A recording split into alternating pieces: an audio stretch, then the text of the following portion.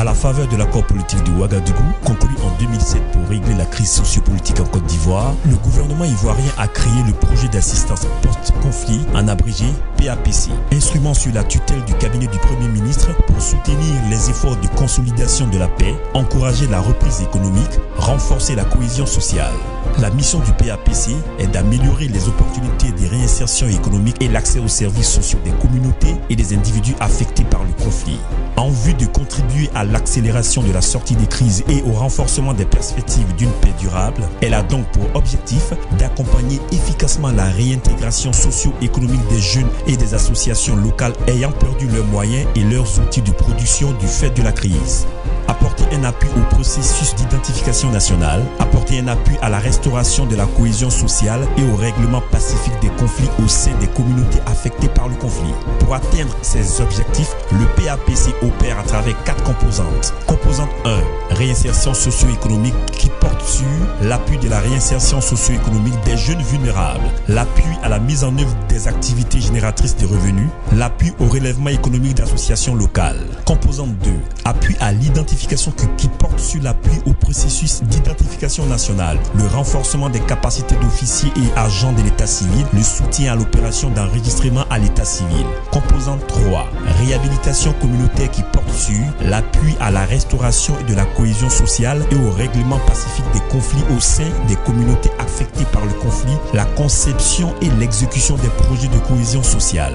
Composante 4, gestion des projets, appui à la gestion du PAPC, unité de coordination du projet doté de bureaux régionaux, le renforcement ciblé des différents acteurs et organisations partenaires relatifs à la reconstruction post-conflit, la consolidation de la paix et la gouvernance. Afin de mieux atteindre ces objectifs, le PAPC a signé multiples conventions avec les structures spécialisées. Impact de réalisation du PAPC.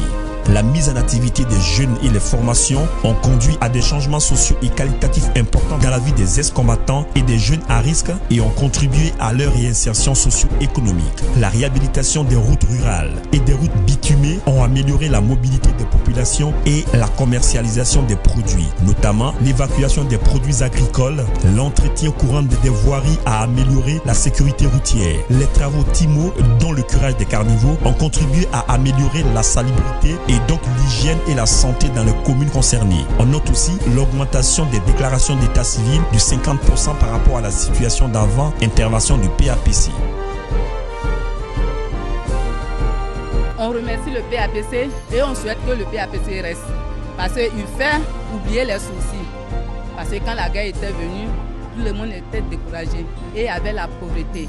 Et on souhaite que les villages qui sont en pauvreté, on souhaite que le PAPC aide ces villages-là. J'ai suivi une formation de PAPC. Maintenant, après les formations, ils sont venus m'installer. Bon, aujourd'hui, je m'en sors bien. Je ne vais pas dire que totalement je suis satisfait, mais mes petits besoins, j'essaie de rejoindre à ça. Toutes les choses qu'on met dans le jardin, on fait tout. Avec ça, vous arrivez à avoir un peu d'argent? Oui, on a l'argent.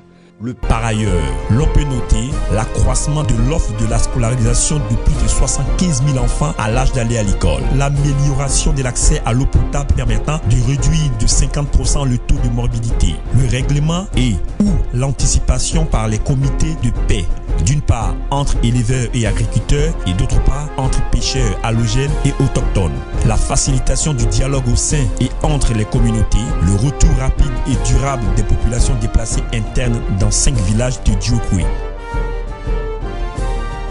Sur la période de 2011 à 2015, c'est près de 770 ouvrages communautaires que le PAPC a réalisé, dont 450 écoles pour 27 000 salles tables de banc, 80 centres de santé, près de 175 points d'eau pour les populations. Nous avons aussi construit 700 habitats pour les personnes déplacées internes et financé près de 200 organisations communautaires de base.